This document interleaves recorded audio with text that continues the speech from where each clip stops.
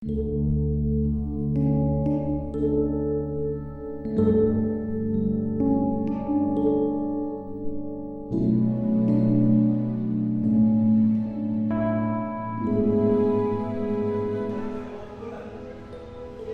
pagi saudara-saudara yang kekasih. Selamat berjumpa kembali di dalam renungan harian, renungan firman Allah pada hari Selasa tanggal 13 April.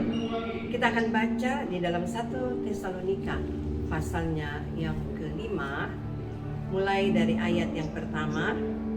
Tetapi tentang zaman dan masa, saudara-saudara, tidak perlu dituliskan kepadamu, karena kamu sendiri tahu benar-benar bahwa hari Tuhan datang seperti pencuri pada malam.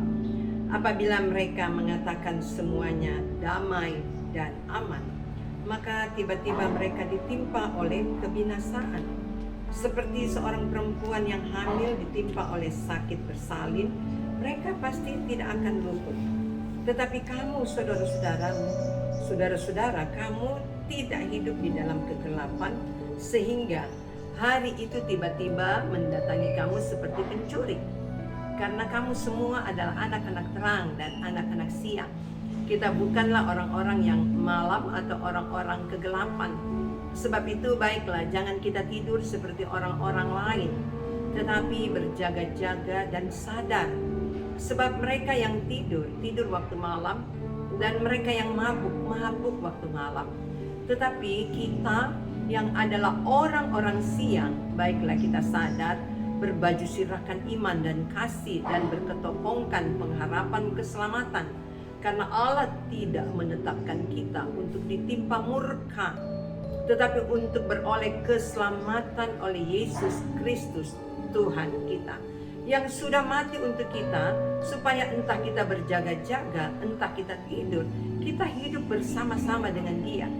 Karena itu, nasihatilah seorang akan yang lain, dan saling membangunlah kamu seperti yang memang kamu lakukan. Puji Tuhan.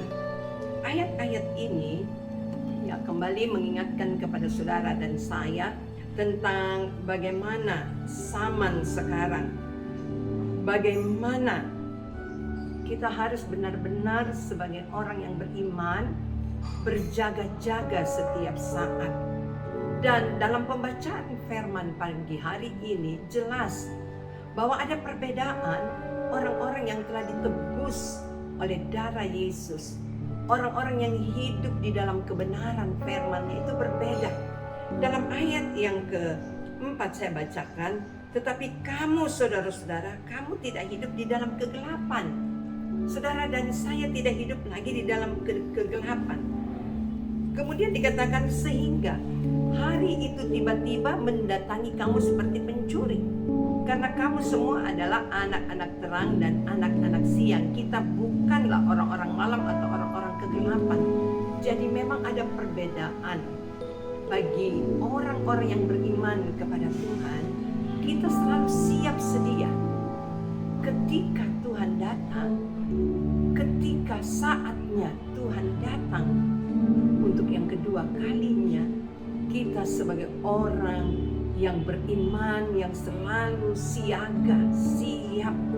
Artinya dalam perjalanan kehidupan iman saudara dan saya tidak pernah goyah. Dan akan nampak dari sikap perbuatan kita sebagai anak-anak terang, sebagai orang-orang terang. Ayat yang ke-6 dikatakan, sebab itu baiklah jangan kita tidur seperti orang-orang lain, tetapi berjaga-jaga dan sadar. Berjaga-jaga dan sadar artinya setiap saat saudara dan saya selalu berhubungan dengan Tuhan, menyadari keberadaan kita, bahwa kalau sampai saat ini kita boleh ada, kita bisa bekerja, kita bisa melakukan segala kegiatan, aktivitas kita, semua karena Tuhan. Mari kita setiap saat mau lebih dekat lagi kepada Tuhan, untuk selalu membuka hati, baik dalam doa, dalam penyembahan kita, hubungan pribadi, sehingga benar-benar nampak dari kepribadian kita dari segala tingkah laku perbuatan kita bahwa kita adalah orang-orang terang, anak-anak terang. Dalam ayat yang ke-8, tetapi kita yang adalah orang-orang siang, baiklah kita sadar berbaju sirakan iman dan kasih dan berketopongkan pengharapan keselamatan. Karena Allah tidak menetapkan kita untuk ditimpa murka, tetapi untuk beroleh keselamatan oleh Yesus Kristus Tuhan kita. Jelas kasih-Nya luar biasa.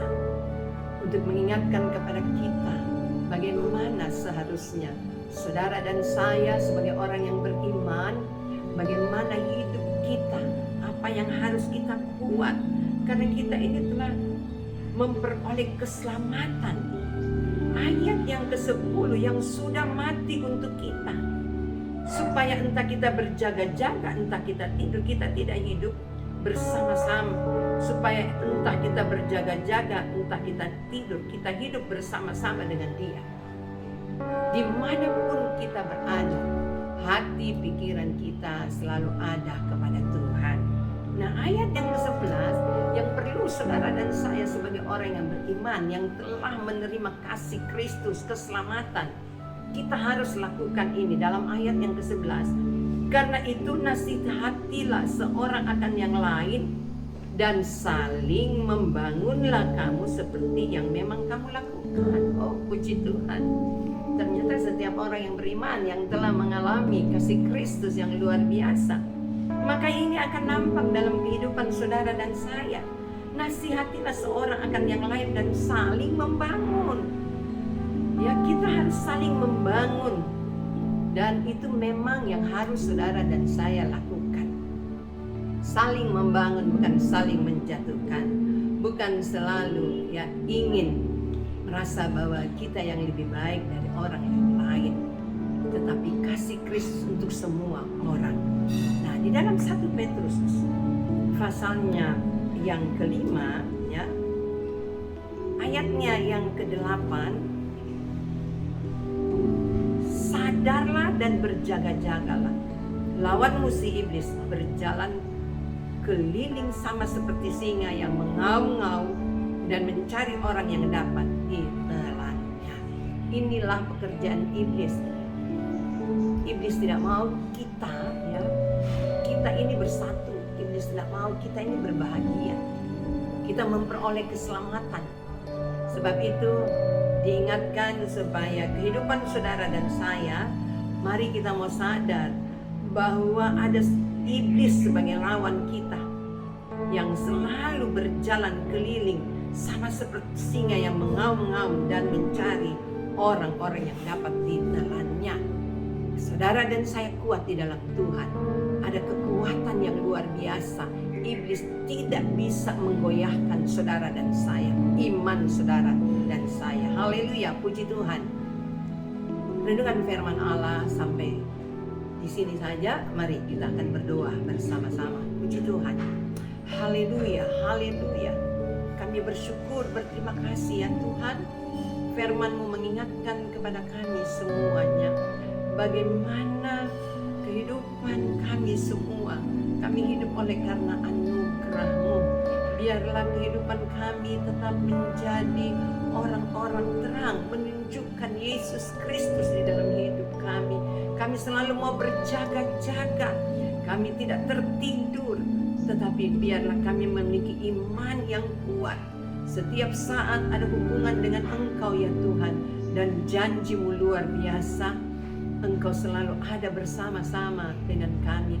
Engkau menginginkan kehidupan kami, kehidupan yang selalu kehidupan yang bersikap, yang benar-benar ya Tuhan, beriman kepadamu.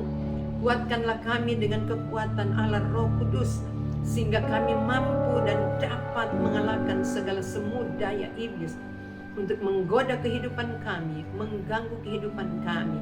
Pagi hari ini kami semua akan melakukan segala aktivitas kami ya Tuhan. Kami serahkan roh, jiwa, dan tubuh ini ke dalam tangan kuasa Tuhan yang membuka usaha, yang bekerja, bahkan juga yang bersekolah. Engkau juga tolong kami semua. Kami percaya ya Tuhan, berkat-Mu luar biasa bagi kami semuanya. Seisi rumah tangga kami diberkati Tuhan. Terima kasih ya Tuhan. Di dalam nama Tuhan Yesus Kristus. Haleluya. Amin.